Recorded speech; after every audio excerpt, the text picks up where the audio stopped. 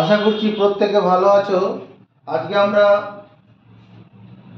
ভারতের একটি রাজ্য সিকিম সম্পর্কে জানব। সিকিম সম্পর্কে কী জানবো, যেমন কাঞ্চনজঙ্ঘা যে পর্বত শৃঙ্গটা আছে, তিস্তা নদীর উৎপত্তি স্থলটা কোথায় আছে, নাকুলা পাস কোথায় আছে, সিকিমের গ্যাংটংটা কোথায় আছে। সিকিম সম্পর্কে বিভিন্ন জিনিস জানবো। প্রথমে জানি এই যে সিকিম এর এরিয়াটা কতটা ক্ষেত্রফলের উপরে আছে। সিকিমের এরিয়াটা যে ৭,০৯৬ স্কোয়ার কিলোমিটার। সিকিমের ক্ষেত্রফল ৭,০৯৬ কিলোমিটার। এটা খুব বেশি বড় না। মনে করো যদি এটা ৭০ কিলোমিটার, যদি চওড়া থাকে, ১০০ কিলোমিটারের মতো কি হবে দৈর্ঘ্য। মানে ৭০ আর ১০০ গুণ করলে প্রায় ৭,০০০ হবে। সিকিমটা খুব বেশি বড় নয়। ১০০ কিলোমিটার যদি লম্বা হয়, ৭০ কিলোমিটার চওড়া হবে, এরকম। তো আর এর পপুলেশন কি আছে, লোক সংখ্যা পপুলেশন, এর পপুলেশন হচ্ছে 6.07 লাখ, ৬,০৭,০০০। ৬,০৭,০০০। এটা হচ্ছে Sikkim is the smallest populated states in India. এটা smallest populated state, PULATED, smallest populated states in India. ভারতের যে ২৮টি রাজ্য আছে তার মধ্যে সবচেয়ে কম জনসংখ্যাযুক্ত রাজ্য। এই রাজ্যের এই যে অংশটা আছে এটাকে বলে ওয়েস্ট সিকিম, ওয়েস্ট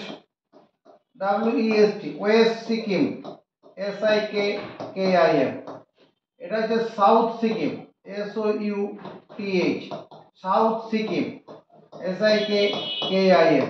এটা হচ্ছে east, EAST, east Sikkim, SIKKIM। আর এটা হচ্ছে north Sikkim, north, NORTH, north Sikkim. সিকিমকে এই ৪টা অংশে ভাগ করা হয়েছে: west Sikkim, south Sikkim, east Sikkim, north Sikkim. এবার এই যে সিকিম যেটা হলো, এইরকম জায়গায় কি রয়েছে, সিকিমের এই জায়গাটাতে রয়েছে কি, ক্যাপিটাল অফ সিকিম গ্যাংটক। গ্যাংটক এইরকম জায়গায় আছে। এটা যে Gangtok, GANGTOK, Gangtok. Capital of Sikkim, capital of Sikkim, SIKKIM।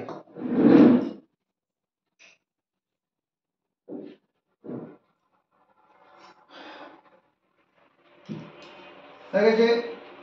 এরপরে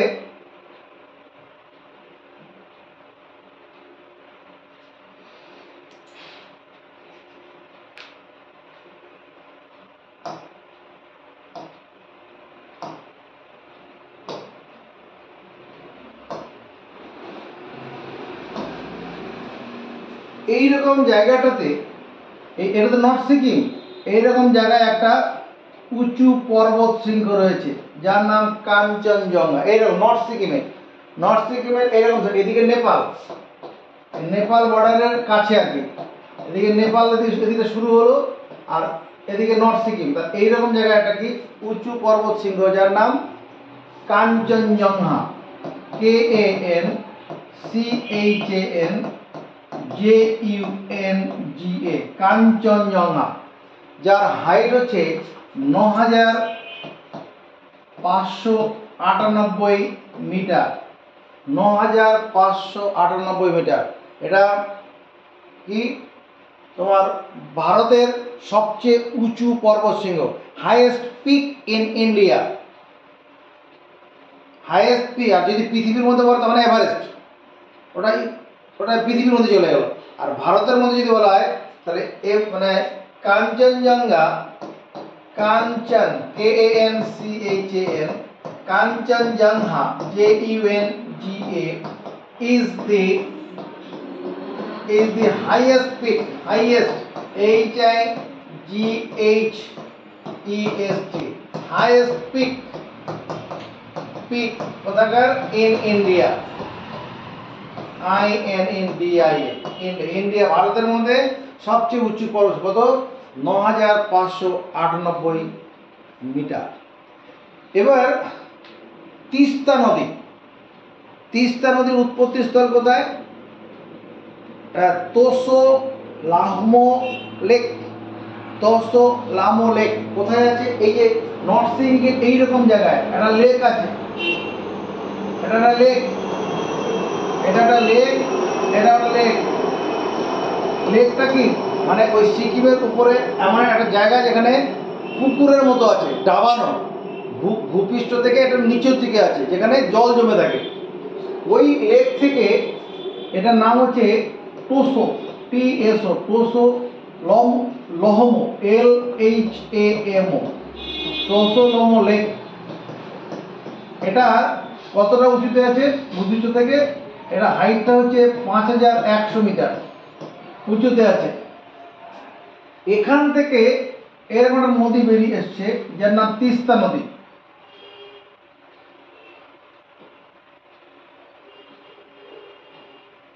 এই যে এরকম ভাবে তারপর নিচের দিকে চলে আসবে। এই যে নদীটা এলো, এটার নাম তিস্তা নদী। তার তিস্তা নদীর উৎপত্তি স্থলটা কোথায়? নর্থ সিকিমের তোসো লহমো লেক। এটা তিস্তা, রিভার তিস্তা, TEESTA, তিস্তা। এখানটায় আরেকটা লেক আছে, এখানটায় আরেকটা লেক আছে, তাকাও, এইখানে একটা লেক আছে, লেক, এটার নাম হচ্ছে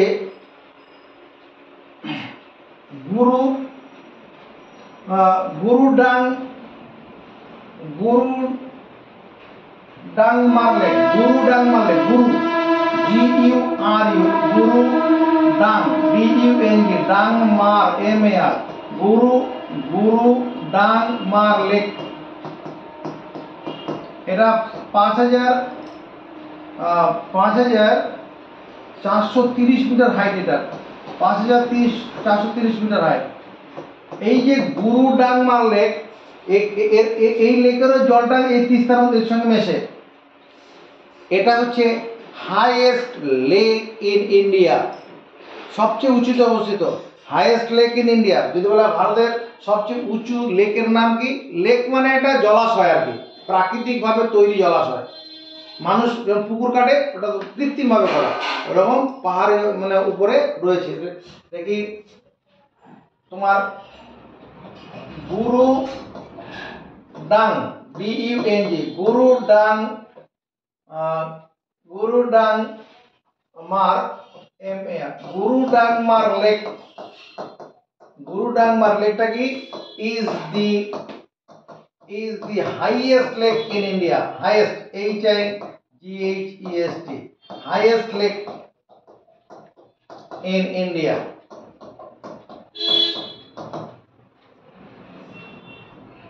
বুঝে?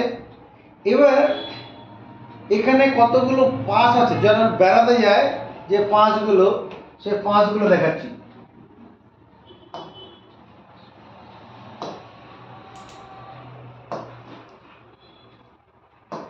পাস তোমার প্রথমে হচ্ছে এইরকম জায়গাটা পাস আছে, পাস মানে এই তোর নর্থ সিকিম থেকে নেপালে যাওয়ার জন্য বড় রাস্তা আর কি, বর্ডার রাস্তা।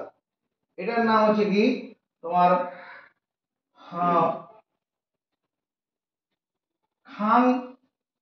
খাংলাপেক, Khangla pass, Khangla, KHANG, Khangla pass, PASS, Khangla pass. তারপরে নাকুলা পাস, নাকুলা, এইরকম জায়গায় আছে নাকুলা পাস, মানে ঠিক মানে নর্থের ঠিক মাঝে মাঝে দিকে নাকুলা পাস, NAKULA, নাকুলা পাস। এটা জিওগ্রাফির ম্যাপ পয়েন্ট নিয়ে কাজে লাগবে, জেনারেল নলেজের আমাদের তো এমনি বেড়াতে গেলে কখনো এই কথাগুলো থাকলে মাথায় অনেক সুবিধা হবে। তাহলে এটা হচ্ছে খাংলা পাস, নাকুলা পাস। এইরকম জায়গায় একটা পাস আছে, এরকম জায়গায় জানে যে Kangra pass, K A N KANGRA, Kangra pass, Kongra, CONGRA, Kongrala pass, Kongrala pass, Kongrala pass. তারপরে এইরকম জায়গায় একটা পাস আছে, এটা হচ্ছে গুরালা পাস, গুরালা পাস।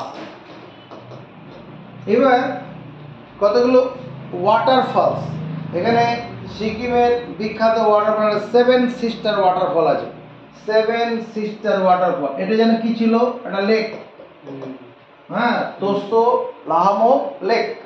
এটা যেখানে তিস্তার উৎপত্তি স্থল, এখান থেকে তিস্তা নদীর এরকম ভাবে এসেছিল, এসে এদিকে নর্থ, এটার নাম কি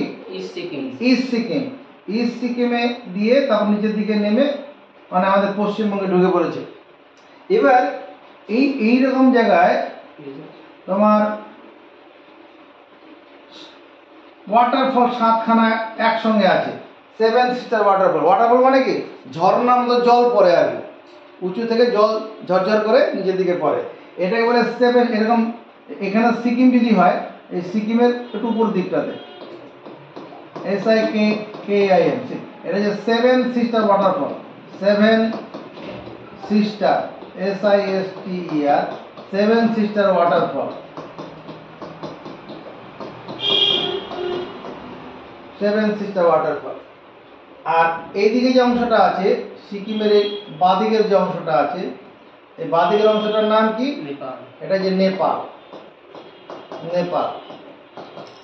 এর উপরের দিকে চলে গেলে তিব্বত বা চায়নাও লেখা যেতে পারে। তিব্বতটাকে চায়না দখল করে নিয়েছে, এই জন্য এখন ওটাকে তিব্বত চায়নাই বলে, তবে ওটা তিব্বত বলা যেতে পারে। এই অংশটা চায়না, CHINA, চায়না। এবার এই যে অংশটা এখানে দেখা যাচ্ছে, এখান থেকে এরকম আলাদা হয়ে যাবে, এরকম উপর দিকে উঠে যাবে, এটা হচ্ছে ভুটান, BHUTAN, ভুটান।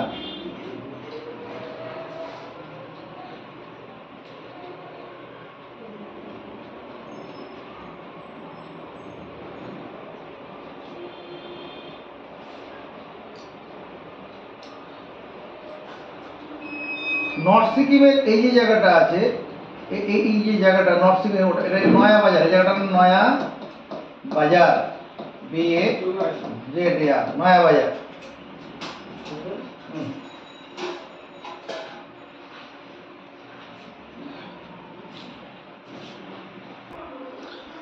আমরা তো সিকিম রাজ্য সম্পর্কে মোটামুটি একটা ধারণা পেলাম। এবার ভারতের প্রতিবেশী যে রাজ্যগুলো আছে তাদের সম্পর্কে জানি। এর মধ্যে এটা তো ইন্ডিয়া, আমরা সবাই চিনি ইন্ডিয়া। এর এইরকম জায়গাতে capital new Delhi, new Delhi. Delhi ভারতের ক্যাপিটাল নয়, নিউ দিল্লি হচ্ছে, এখানে দিল্লি হচ্ছে একটা কেন্দ্রশাসিত অঞ্চল, ওর মধ্যে একটা district new Delhi. New Delhi হচ্ছে ভারতের রাজধানী। এবার এর পশ্চিম দিকে যদি পূর্ব পশ্চিমে ভাগ করে নেই, এদিকটা হচ্ছে ওয়েস্ট, এদিকে ইস্ট, উপরের দিকটা নর্থ আর নিচের দিকটা সাউথ। এর মধ্যে এই অংশটার নাম হচ্ছে পাকিস্তান, PAKISTHAN, পাকিস্তান। ভারত স্বাধীন হওয়ার আগে এই ইন্ডিয়া পাকিস্তান একটা দেশেরই অংশ ছিল, পুরো ভারত ভূখণ্ডের অংশ ছিল, মানে ইংরেজদের অধীনে। এরপরে এই অংশটা হচ্ছে আফগানিস্তান, আফগানিস্তান, GANISTAN। এই আফগানিস্তান ভারতের যোগ আছে, এই জায়গাটায় আছে। এটা হচ্ছে নেপাল, নেপাল। এটা চায়না, CHINA, চায়না। এটা তো সিকিম, এটা আমি দেখবো না, এটা এই অংশটার নাম হচ্ছে কি ভুটান, BHUTAN, ভুটান। এই যে অংশটা আছে এটার নাম হচ্ছে মায়ানমার, যার আগে নাম ছিল ব্রহ্মদেশ, বার্মা, আগে বার্মা নাম ছিল, এখন এর নাম হচ্ছে Myanmar, MYAN, Myanmar, MAR, Myanmar, MYAN, Myanmar. যার ক্যাপিটালটা এইরকম জায়গায় হবে, ক্যাপিটালটার নাম হচ্ছে নেপাইদাও,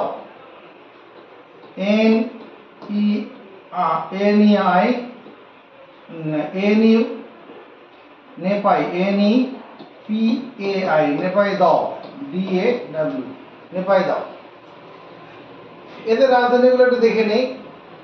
তোমার এটা যদি পাকিস্তানকে আমরা 1 নম্বর প্রতিবেশী দেশ ধরি, তার এইরকম জায়গায় এর রাজধানীটা আছে ইসলামাবাদ, ইসলামাবাদ, ISLA, ইসলামাবাদ, ইসলামাবাদ। এটা আফগানিস্তান, এইরকম জায়গায় রাজধানী আছে কাবুল, KABUL, কাবুল। নেপালের রাজধানী এরকম জায়গায় আছে কাঠমান্ডু, KATH, কাঠমান্ডু, MANDU, কাঠমান্ডু। ভুটানের রাজধানী এরকম জায়গায় আছে, এটার নাম হচ্ছে কি থিম্পু, THIMPU, থিম্পু। মায়ানমার হয়ে গেছে। এছাড়া ভারতের প্রতিবেশী দেশ আরও আছে, নিচের দিকে শ্রীলঙ্কা আছে, মালদ্বীপ আছে, এদিকে থাইল্যান্ডও ভারতের প্রতিবেশীর মধ্যে পড়বে। ওটা ল্যান্ড বর্ডারে শেয়ার করবে এই 7টা দেশই। ল্যান্ড বর্ডার শেয়ার করে কোথায়?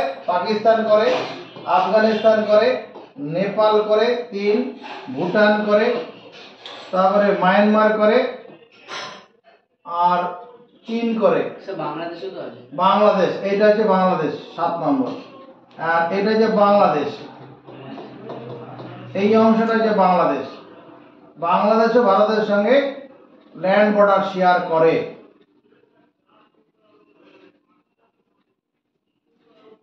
আর বাংলাদেশের রাজধানীটা এরকম জায়গায় আছে যার নাম ঢাকা, DACCA, ঢাকা। এবার আমরা দেখি এই যে ভারতের যে 7টি প্রতিবেশী দেশ আরো মানে ল্যান্ড বর্ডার স্থলভাগ শেয়ার করে এরকম বর্ডার, এই ল্যান্ড বর্ডার যে শেয়ার করছে, এই ল্যান্ড বর্ডার শেয়ার করছে, এইদিকে তাকাও, ল্যান্ড বর্ডার শেয়ার করা অংশটা এখান থেকে, আমরা যদি এখান থেকে ধরি, এখান থেকে এরকম যাব, এরকম যাচ্ছি, এরকম ভাবে চলে যাব, এগুলো সব ল্যান্ড বর্ডার শেয়ার করেছে প্রতিবেশী দেশের সঙ্গে, এরকম যাব, এরকম যাচ্ছি,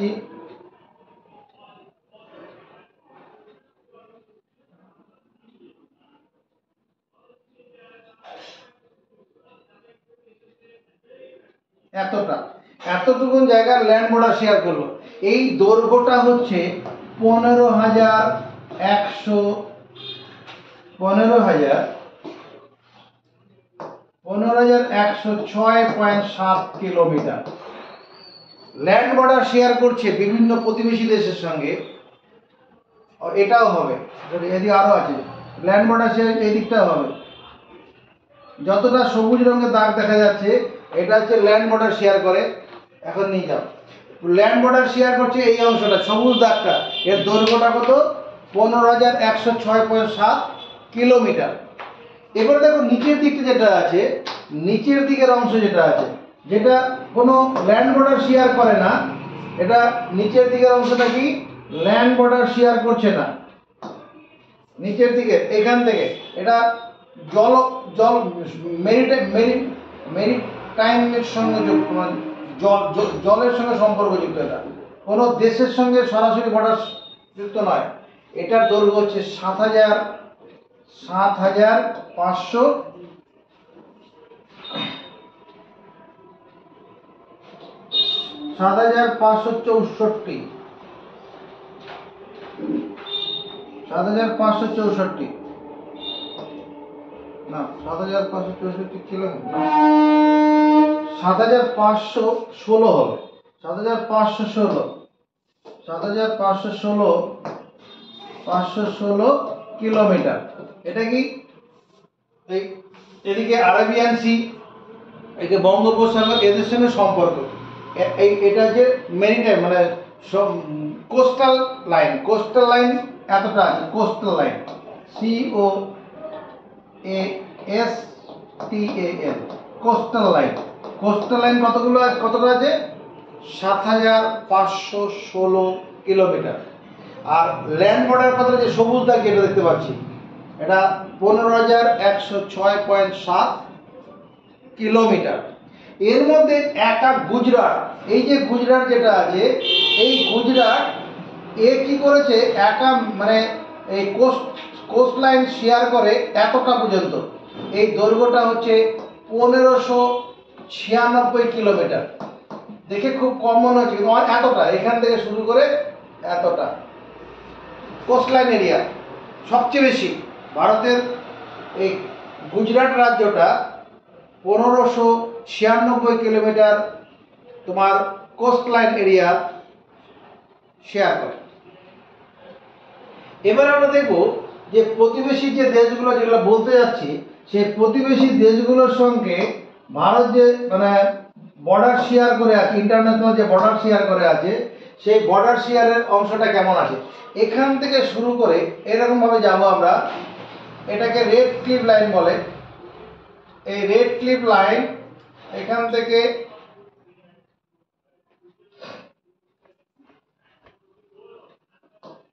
রেড ক্লিফ লাইন এতটা পর্যন্ত। এরপরে এর উপরের দিকে তো আফগানিস্তান শুরু হয়ে যাবে, আফগানিস্তান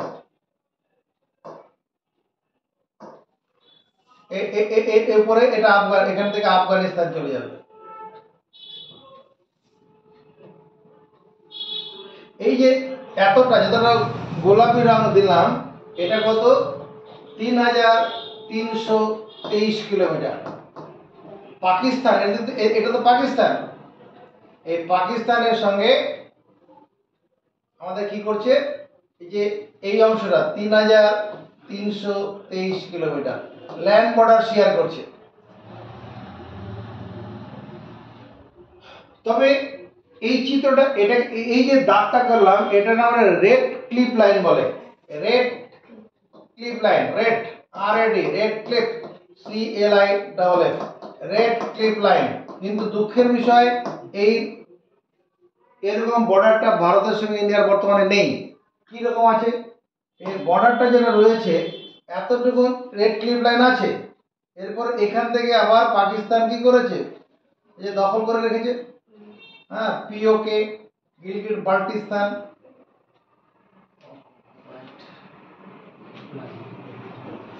এই যে অংশটা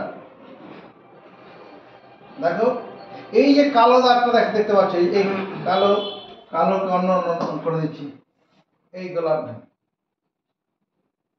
এই অংশটা এতটা দৈর্ঘ্য, এটাকে বলে LOC, এটাকে বলে LOC, লাইন অফ কন্ট্রোল।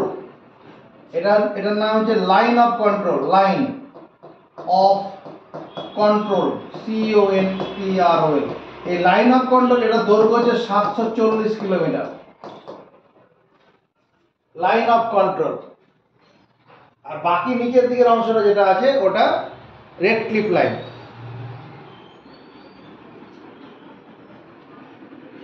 হলো, তাহলে ইন্ডিয়ার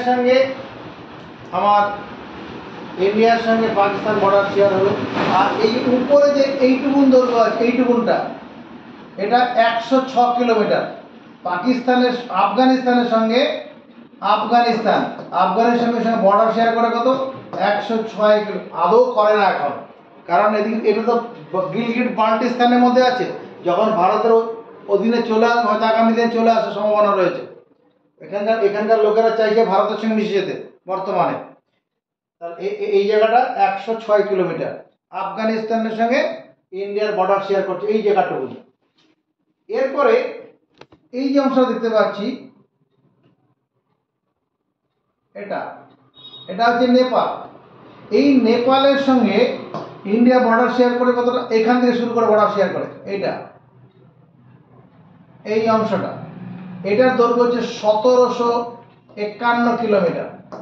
1751 কিলোমিটার। নেপাল ভারতের সঙ্গে বর্ডার শেয়ার, এখানে এদিকে এটা উত্তরাখণ্ড ইউকে, আর এখানটা কি সিকিম, তার নিচে তো ওয়েস্ট বেঙ্গলের দিকে রয়েছে। এখানে উত্তরপ্রদেশ, এখানে বিহার আছে।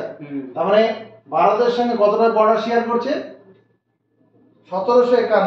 এই অংশটা কিন্তু নয়, এটা তো উত্তরাখণ্ডের অংশ। এই যতটুকু এই কালো দাগ দিয়ে দেখাচ্ছি, এইটুকুনটার দৈর্ঘ্য কত? 1751 কিলোমিটার। এরপরে আমরা পরবর্তী ভারত প্রতিবেশী দেশ আমাদের ভুটানের কাছে যাই। ভুটান হচ্ছে এইরকম, এটা ভুটান। আর এই যে ভুটান, এটা এই ভুটানের সঙ্গে বর্ডার শেয়ার করে কত? 699 কিলোমিটার। ভুটানের সঙ্গে ইন্ডিয়া বর্ডার শেয়ার 600। এই যে এরকম, এখান থেকে শুরু করে এই যাব এখানে অরুণাচল, এইটুকু 699 কিলোমিটার। ভুটানের সঙ্গে ইন্ডিয়া বর্ডার শেয়ার করে 699 কিলোমিটার। চায়না বর্ডার শেয়ার করে চীন ভারতের সঙ্গে বর্ডার শেয়ার করে কত? 3488 কিলোমিটার। 3488। এদিকে দেখো 3488 কেমন, এখান থেকে শুরু করবে, এখান থেকে শুরু করে এইরকম যাবে, চলছে চীনের সঙ্গে, বা সেখানে থেমে যাবে। এবার তো নেপাল শুরু হলো, নেপালের সঙ্গে ব্যাপার নেই, এইটুকুন শেষ। আবার এখান থেকে এইটুকুন লাল দাগ দেখাচ্ছি, মিশে যাচ্ছে লাল, অন্য কালার, এটা নেই হলুদ। এখান থেকে চীনের বর্ডার দেখাচ্ছি, ইন্ডিয়ার সঙ্গে চীনের বর্ডার, হলুদ দাগটা এখান থেকে এতটা হবে, এখান থেকে এতটা হবে, মানে এটা সিকিমের উপরটা। আবার এখান থেকে শুরু হবে, অরুণাচল প্রদেশের উপর দিকটা হবে,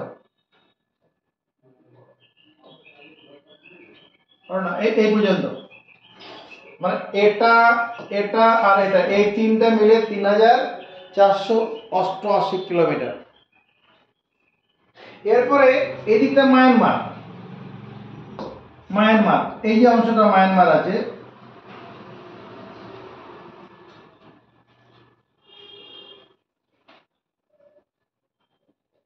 মায়ানমার, এই মায়ানমারের সঙ্গে ইন্ডিয়া যে বর্ডার শেয়ার করে আছে, কতটা বর্ডার শেয়ার করে? 1643 কিলোমিটার। এই অংশটা, এই দৈর্ঘ্যটা কত? 1643। এটা মায়ানমারের সঙ্গে ইন্ডিয়া বর্ডার শেয়ার করে কত? 1643 কিলোমিটার। আর এই অংশটার নাম যেন কি? বাংলাদেশ। এই Bangladesh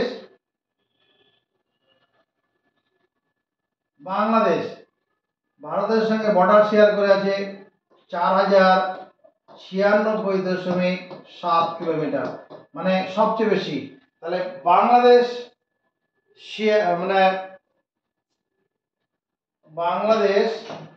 BANGLA, Bangladesh maintain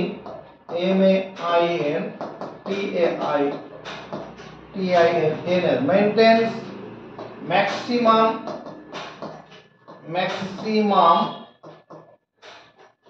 length LENGTA maximum length international border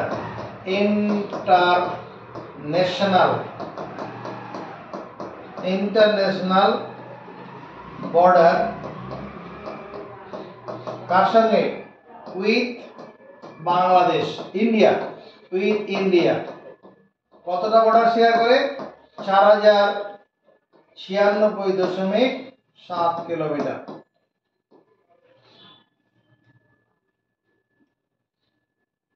তাহলে আমরা কি করলাম? আফগানিস্তানের সঙ্গে বর্ডার শেয়ার করে কতটা? 106 কিলোমিটার।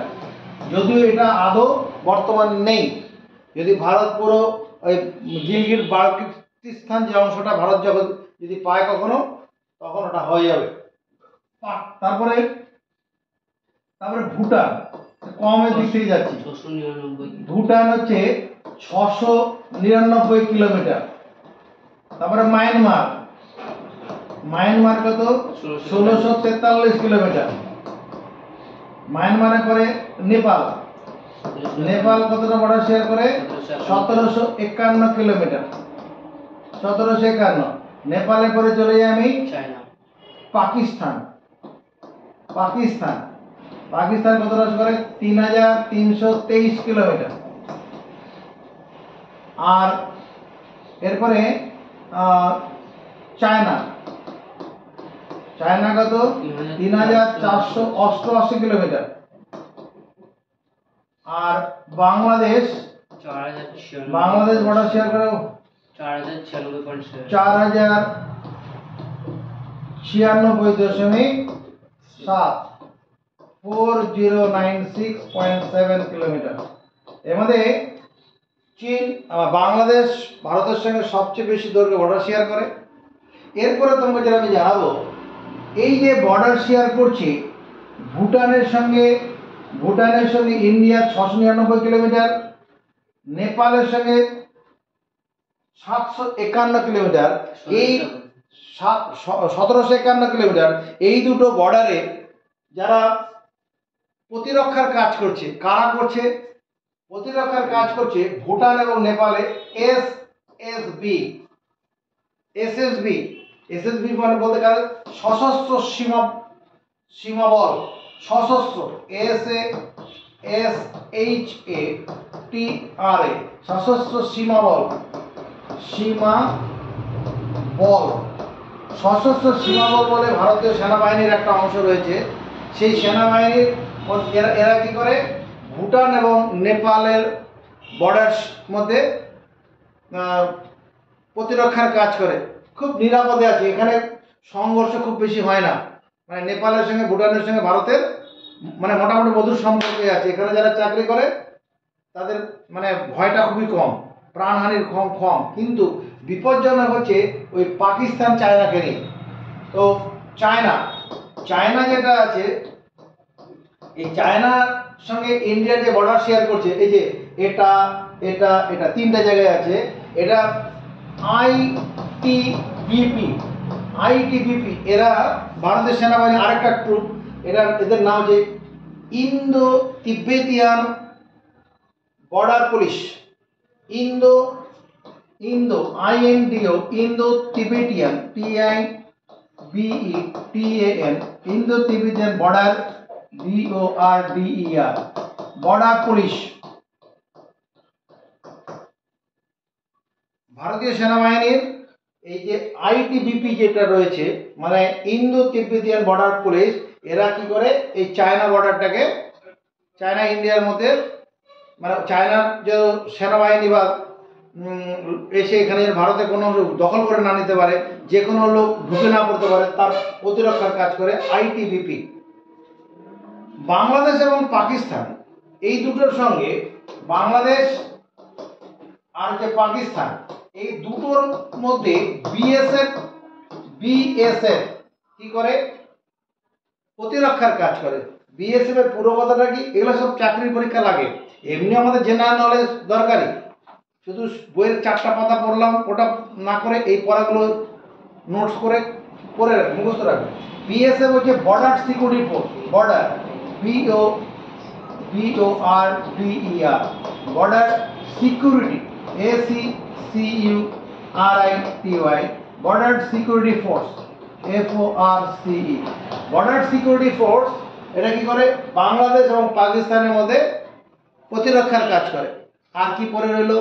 মায়ানমার, মায়ানমারের সঙ্গে, মায়ানমার যেটা আছে, মায়ানমার MIAN, মায়ানমার, মায়ানমারের সঙ্গে বর্ডার প্রতিরক্ষার কাজ করে AF মানে Assam rifles, AM Assam rifle, ASAM Assam rifle, RIFLE Assam rifle. মানে আসামেরই শুধু মানুষ দিয়ে ওই বাহিনীটা তৈরি নয়,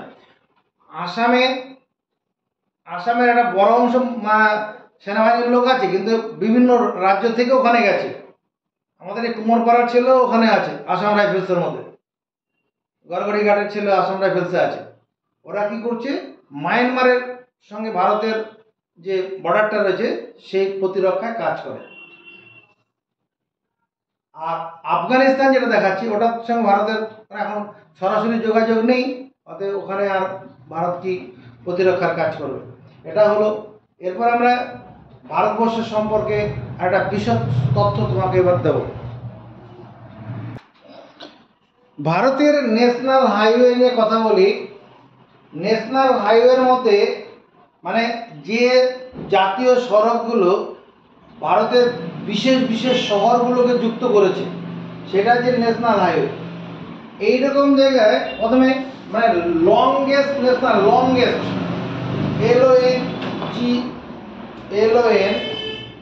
লংগেস্ট ন্যাশনাল হাইওয়ে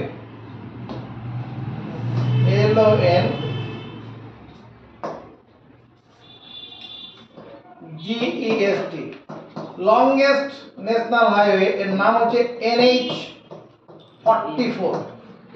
তোমাকে দেখবে আমি ন্যাশনাল হাইওয়ে দেখাবো, একটা জোড় সংখ্যা দিয়ে দেখাবো, বিজোড় সংখ্যা দিয়ে দেখাবো, তুমি উত্তরটা খুঁজে বার করবে। তুমি দেখবে জোড় সংখ্যা কাদের জন্য ব্যবহার করা হচ্ছে, বিজোড় সংখ্যা কাদের জন্য ব্যবহার করা হচ্ছে।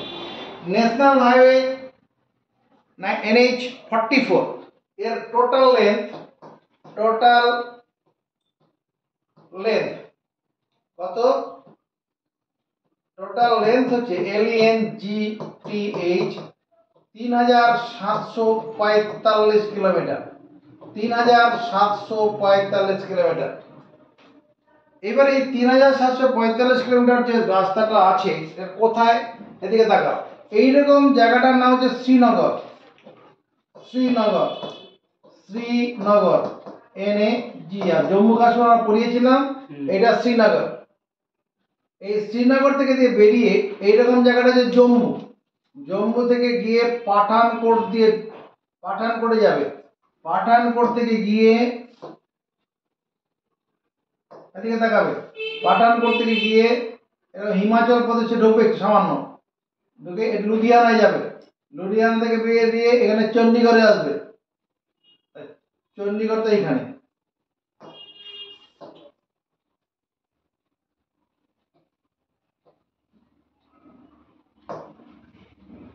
এখান থেকে এরকম জায়গা লুধিয়ানা থেকে বেরিয়ে এরকম জায়গা চণ্ডীগড় থেকে দিল্লি থেকে হরিয়ানা হয়ে এরকম জায়গায় যাবে, এটা আগ্রা। এরকম পরের নামগুলো সব বলে দেবো।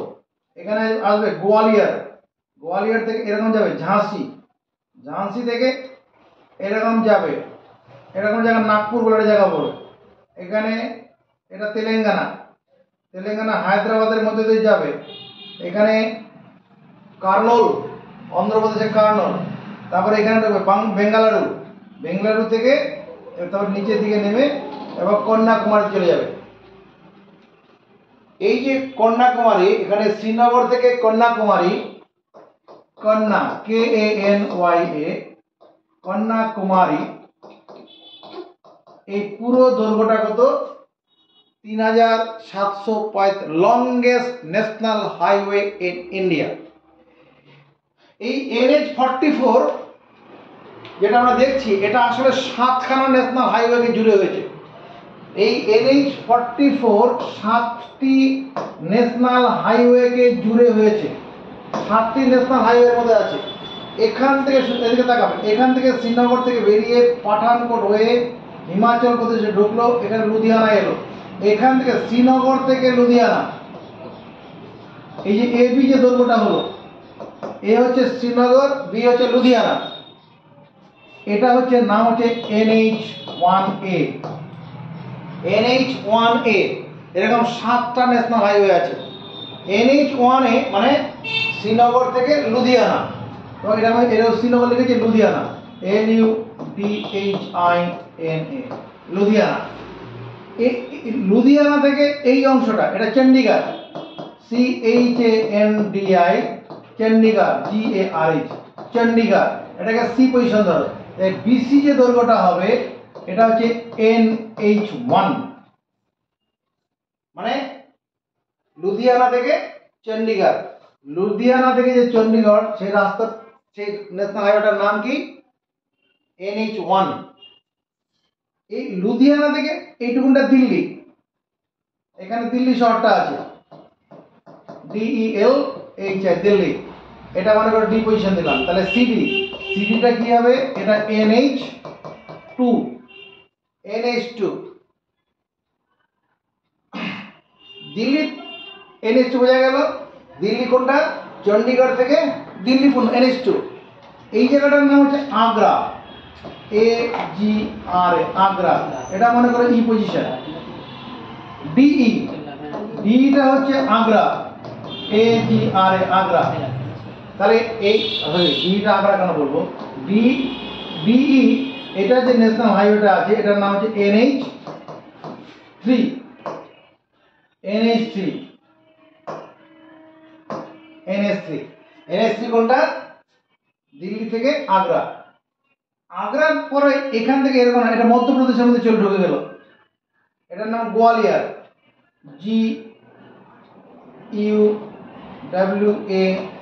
GUWALIOR, গোয়ালিয়র, মনে করো এফ পর্যন্ত, জি থেকে এফ। এটা এটা EF, এই রাস্তাটার নাম হচ্ছে NH75, NH75। এই গোয়ালিয়র থেকে এইরকম জায়গায় যাবে, এটার নাম হচ্ছে ঝাঁসি, ঝাঁসি রানী আছে, JHANSI, ঝাঁসি, এটা জি পজিশন। এটা FG, এটা কি? NH26। আর বাকি যেটা পড়ে রইল একদম কন্যাকুমারীটা পর্যন্ত, এটা হচ্ছে তোমার কি NH7। তাহলে কটা ন্যাশনাল হাইরোড হলো? 1 2 3 4 5 6 আর এই 7, এই 7টা ন্যাশনাল হাইওয়ে মিলে তৈরি হচ্ছে কি longest national highway in India, NH44। এরপরে NH44 এর পরে NH48, NH48 কে দেখাবো আমরা। NH48 এর কেমন হবে দেখতে? NH48 এবার আমরা দেখাবো NH48, NH48টা কোথা থেকে আসছে? এই অংশটা যেন কি নাম? এটা দিল্লি, DELHI, দিল্লি। দিল্লি থেকে বেরোবে হরিয়ানা দিয়ে এরকম জায়গায় জয়পুর, জয়পুর থেকে এখানে যাবে যোধপুর, JODH, যোধপুর থেকে এরকম ঢুকবে, এখানে তোমার কি আহমেদাবাদে আসবে, আহমেদাবাদের মধ্যে এখানে ঢুকবে, সুরাটে আসবে, মহারাষ্ট্রে আসবে, এটা মহারাষ্ট্রে এখানে ঢুকলো, মহারাষ্ট্রে ঢুকে বেঙ্গালুরুতে যাবে, এরকম জায়গা বেঙ্গালুরু, BENGALURU, বেঙ্গালুরু। বেঙ্গালুরু থেকে এখানে বেরিয়ে গিয়ে আর একটু দূরে যাবে, বেঙ্গালুরু থেকে বেরিয়ে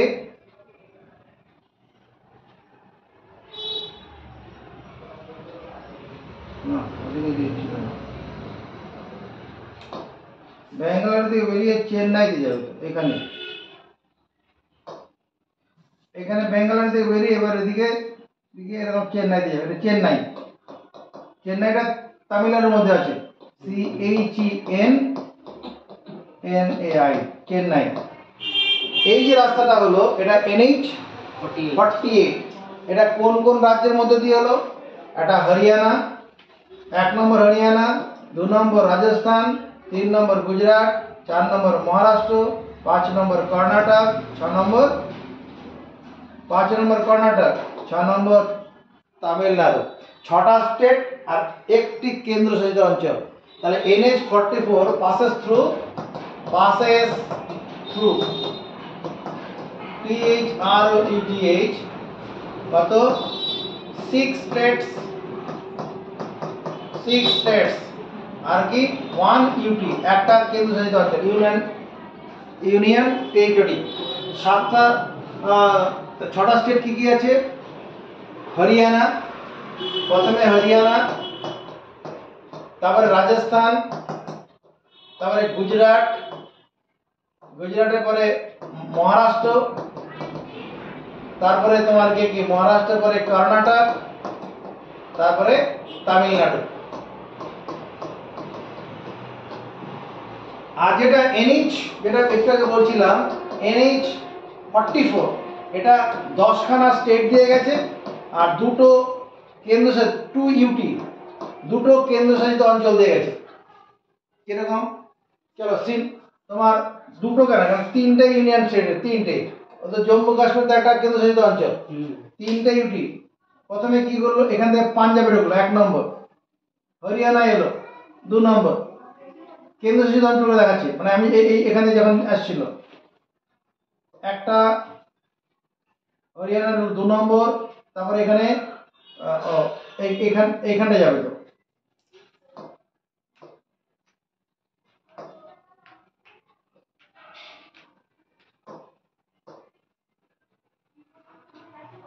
আমরা কি করতে চাইছি, NH-44 এর দেখাতে চাইছি। এখান থেকে বেরিয়েছিল পাঠানকোটে ঢুকে হিমাচল প্রদেশে ঢুকে মাত্র 11 কিলোমিটার।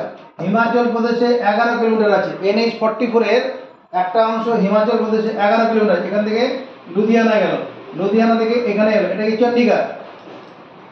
তাহলে একটা স্টেট, এখানে কেন্দ্রশাসিত অঞ্চল, এখানে উপরে একটা কেন্দ্রশাসিত, এখানে একটা কেন্দ্রশাসিত অঞ্চল। 2 নম্বর হরিয়ানা, হরিয়ানা থেকে এখানে আবার কেন্দ্রশাসিত অঞ্চল, 3টে কেন্দ্রশাসিত অঞ্চল হয়ে গেল। তারপরে এখান থেকে কি করবে, এখান থেকে এবার বেরিয়ে হরিয়ানা থাকে, তারপরে এখানে উত্তরপ্রদেশ, ইউপি মানে 3টি কেন্দ্রশাসিত অঞ্চল। এখান থেকে গোয়ালিয়র আসবে, মানে MP, মধ্যপ্রদেশ কেন্দ্রশাসিত অঞ্চল। আবার ইউপিতে ঢুকবে, ইউপিতে ঢুকে তখন নিচের দিকে নামছে, মানে এখানে আবার নাগপুর, নাগপুর মানে আরেকটা কেন্দ্রশাসিত অঞ্চল। এটা 3, এটা 4, এটা 5, এটা হায়দ্রাবাদে যাবে, এটা তেলেঙ্গানা, আরেকটা রাজ্য 6 নম্বর। তারপরে এখান থেকে তোমার এটাতে যাবে, এটা যে কার্নোল বলে একটা জায়গা আছে অন্ধ্রপ্রদেশে, এটা যে অন্ধ্রপ্রদেশ, কার্নোল, KARNOL, কার্নোল। কার্নোল থেকে কর্ণাটকে যাবে, বেঙ্গালুরুতে যাবে, এটা 6, এটা 7, এখানে 8। তারপরে এখান থেকে এই কর্ণাটক থেকে বেরিয়ে এবার তামিলনাড়ুতে ঢুকবে, কেরলে যাবে না। এখানে তামিলনাড়ুতে এটা কি করছে, এই যে NH-44 তামিলনাড়ুতে সবচেয়ে বেশি রাস্তা রয়েছে, মানে 627 কিলোমিটার, 627 কিলোমিটার রাস্তা রয়েছে কোথায়, তামিলনাড়ুতে। তামিলনাড়ু সবচেয়ে NADU সবচেয়ে বেশি রাস্তা রয়েছে তামিলনাড়ুতে 627, আর সবচেয়ে কম হিমাচল প্রদেশ 11 কিলোমিটার। তাহলে এখান থেকে আমার ভারতের সবচেয়ে বড় জাতীয় সড়ক কোনটা, NH-44, শ্রীনগর থেকে কন্যাকুমারী, একটা উত্তর হয়ে গেল।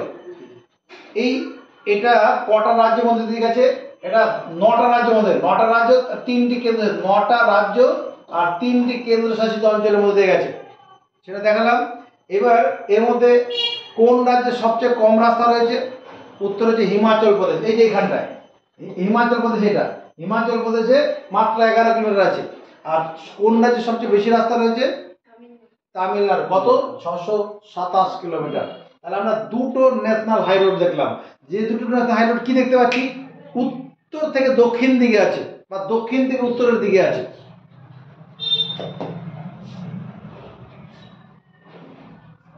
আবার চলে গেল,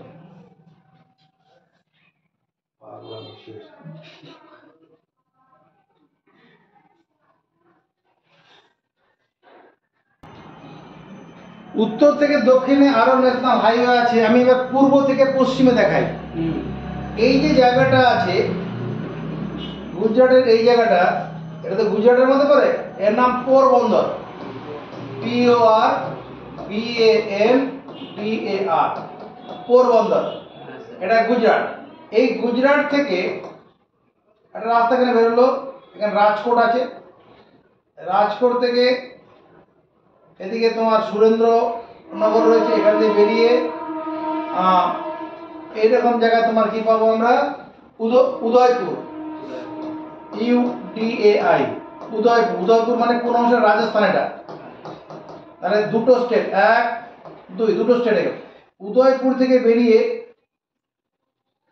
উদয়পুরটা তো দূরে হবে না, এইরকম জায়গা উদয়পুরটা হবে। দাঁড়া, উদয়পুরটা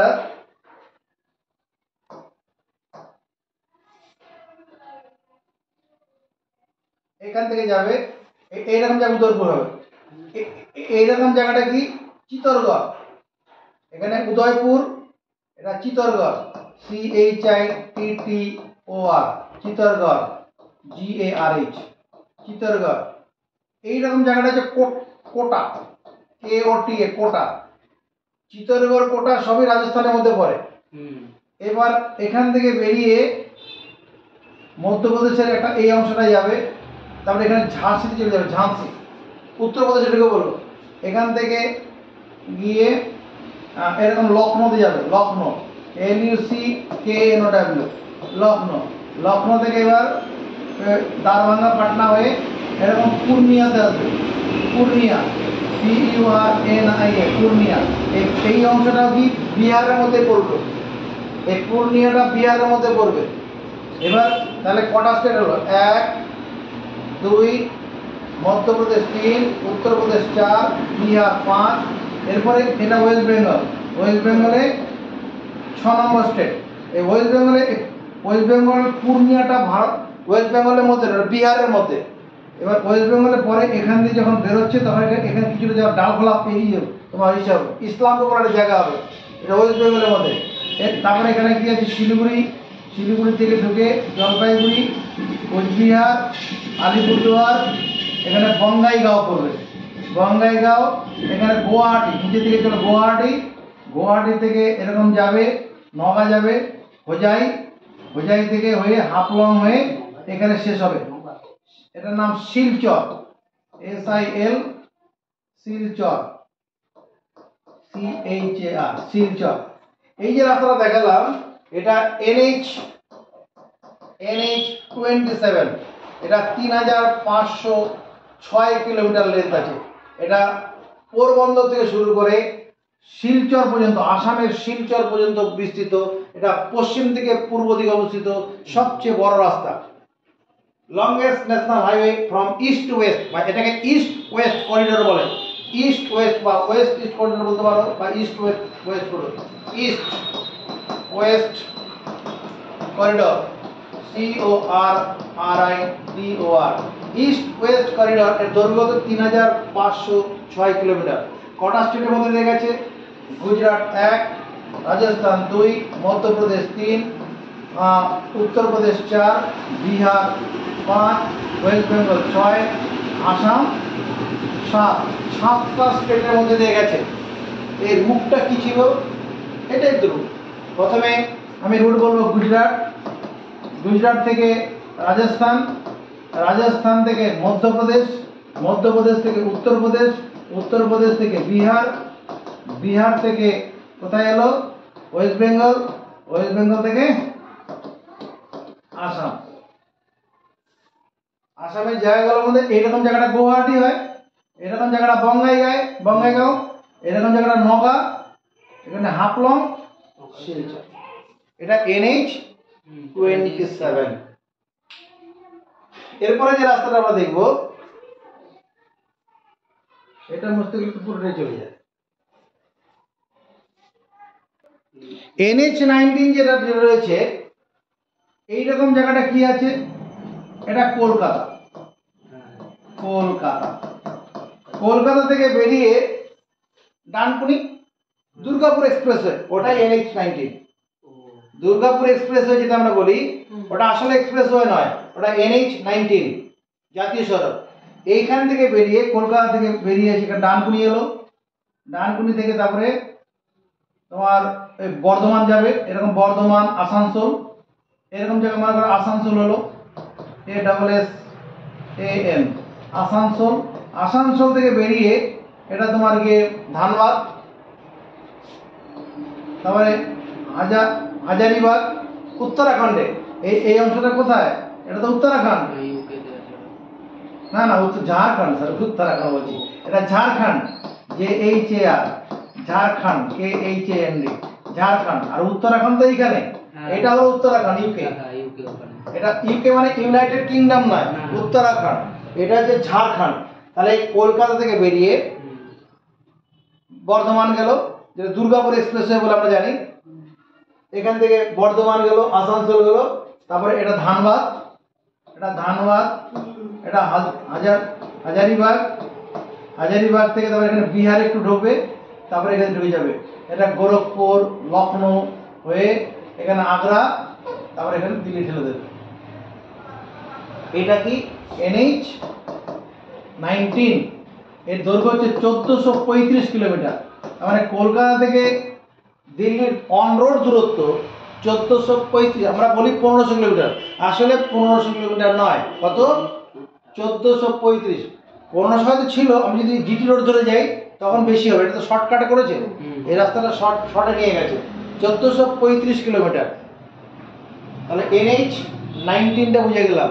NH-19টা কি হচ্ছে দেখো, পূর্ব পশ্চিমের দিকে মুখ করে আছে।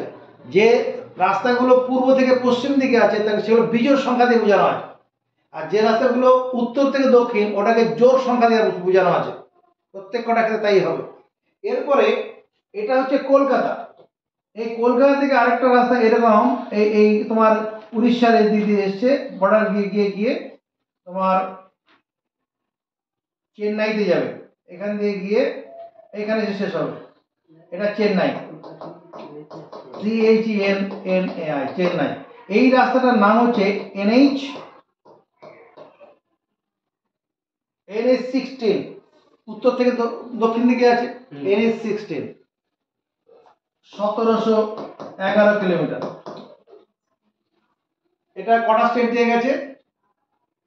4টে স্টেট, ওয়েস্ট বেঙ্গল, উড়িষ্যা, অন্ধ্রপ্রদেশ, তামিলনাড়ু, 4টা স্টেট দিয়ে গেছে কে NH-16। আর NH-19টা কটা স্টেট দিয়ে গেছে? 19 নম্বর জাতীয় সড়কটা, ওয়েস্ট বেঙ্গল 1, আর ঝাড়খণ্ড 2, বিহার 3, উত্তরপ্রদেশ 4, আর একটা কেন্দ্রশাসিত অঞ্চল। 4টা রাজ্য, একটি কেন্দ্রশাসিত অঞ্চল। এটা NH-16। NH তোমার 548 বলে একটা রাস্তা আছে, জাতীয় সড়ক NH, মাত্র 5 কিলোমিটার লম্বা, মাত্র 5 কিলোমিটার। জাতীয় সড়ক, দুটো বড় সড়কের মধ্যে যোগাযোগ করে দিয়েছে। এটার নাম কি? NH-548। এটা কোথায় আছে? মুম্বাইতে আছে। মুম্বাই কোথায়? এই যে এখানে, এইরকম জায়গায় আছে, এইরকম জায়গায় আছে।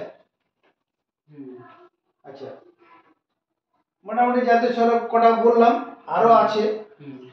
তো আরেকটা লাস্ট দেখিয়ে দিই।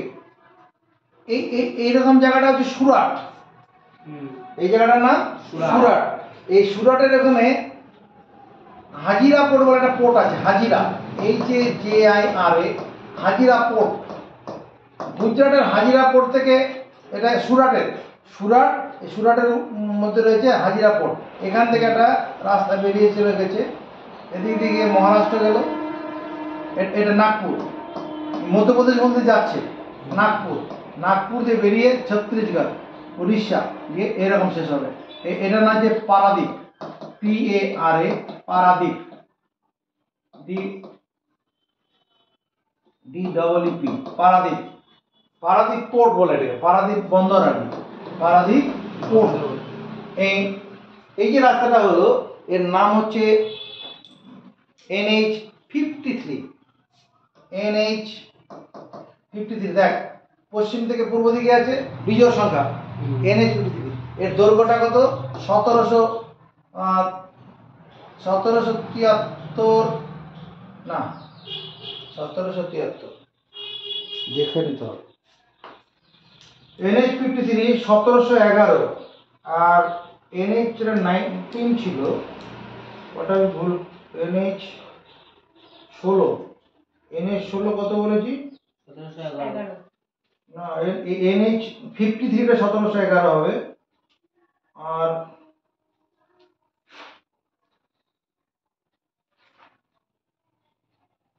1781, এটা হবে 1781 আর 1781 এটা, আর এটা 1717 এনে 50 দিকে 1711, এটা ঠিক আছে। আর এনে 16 যেটা, এনে 16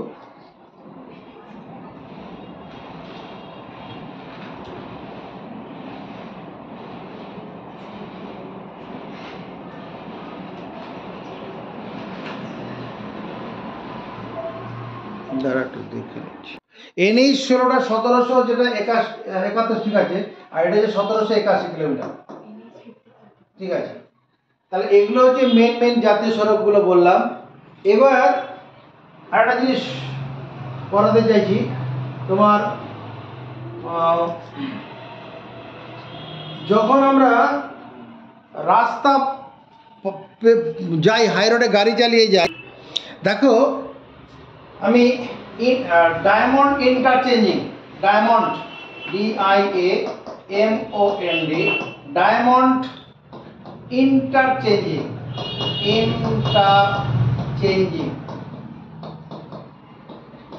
ডায়মন্ড ইন্টারচেঞ্জিং ব্যাপারটা কেমন? এটা দিয়ে গাড়ি নিয়ে কেউ যাচ্ছে, এই ফুট দিয়ে গাড়ি যাচ্ছে, এদিক দিয়ে গাড়ি গেল, আর উল্টো দিক দিয়ে কি হবে? ফেরার রাস্তা, ওয়ান ওয়ে রোড। এটা আমি এক্সপ্রেসওয়ে রোডগুলোর বিশেষত্ব হচ্ছে এই রোডগুলো মাটির থেকে একটু উঁচুর দিকে থাকে, সাইড দিয়ে এবং বাউন্ডারি ওয়াল দেওয়া থাকে কিছু কিছু, এখান দিয়ে গরু মানুষ ছাগল ঢোকার কোনো রাস্তা নেই, একমাত্র গাড়ি চলাচল করবে। আর এই নিচের দিক দিয়ে একটা রাস্তা চলে গেছে, এটা উপর দিক দিয়ে আছে, এটা উপর দিয়ে চলে গেছে, আর নিচের দিকে যে কোনো স্টেট রাস্তা হতে পারে বা অন্য কোনো ছোটোখাটো রাস্তা হতে পারে।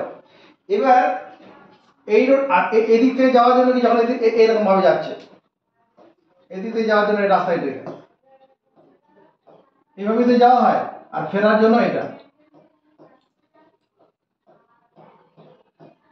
এখানে আমি কি দেখাতে চাইছি, আমার এই রাস্তা থেকে এই রাস্তাতে আসতে হবে, এই রাস্তা থেকে এই রাস্তা যদি আসতে হয়, যে ডায়মন্ড ইন্টারচেঞ্জ যেটা করা হয়, এখান থেকে একটা রোড বের করে এখানে ঢুকিয়ে দেওয়া হয়,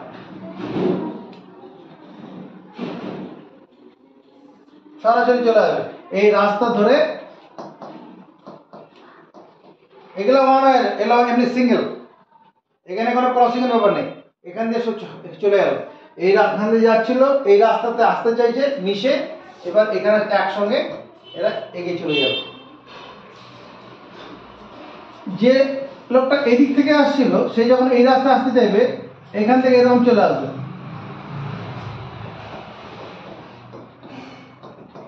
চলে এখানে মিশে চলে যাবে, কোনো সমস্যা নেই। এখান থেকে যে আসছিল, সে যদি এই ওড়ে যেতে চায়, এখান থেকে এখানে চলে যাবে, এখান থেকে আসছিল, এখানে চলে যাবে, গিয়ে এখানে মিশে বেরিয়ে চলে যাবে। যে এদিক থেকে আসছিল, সে এখান থেকে এখানে আসবে, তারপরে এখান থেকে মিশে এর সঙ্গে চলে, এটা সমস্যা না। সমস্যা হচ্ছে এই যে এক্সপ্রেসওয়ে আছে, এর মাঝখানে কোথাও ইউ টার্ন নেওয়া যাবে না। তুমি মনে করো এই রাস্তা তোমার এদিকে ঢোকার কথা ছিল, তুমি এদিকে যাবে, কিন্তু এটা তুমি এখানে এগিয়ে চলে গেছো, এরকম জায়গায় এগিয়ে চলে গেছো, বা এখানে কিছুটা দূর এগিয়ে চলে গেলে, তোমার মনে করো আমার তো নিচের দিকে যেতে হবে, নিচের দিকে আর কোনো যাওয়ার রাস্তা সামনের দিকে নেই, তখন কি করতে হয়? তখন যে বুদ্ধিঘাটি যেটা ব্যবস্থাটা করা হয়েছে, সেই ব্যবস্থাটা যে এরকম, তাকাও, এখান থেকে এরা উপর থেকে রাস্তার নিচে দিকে নামবে,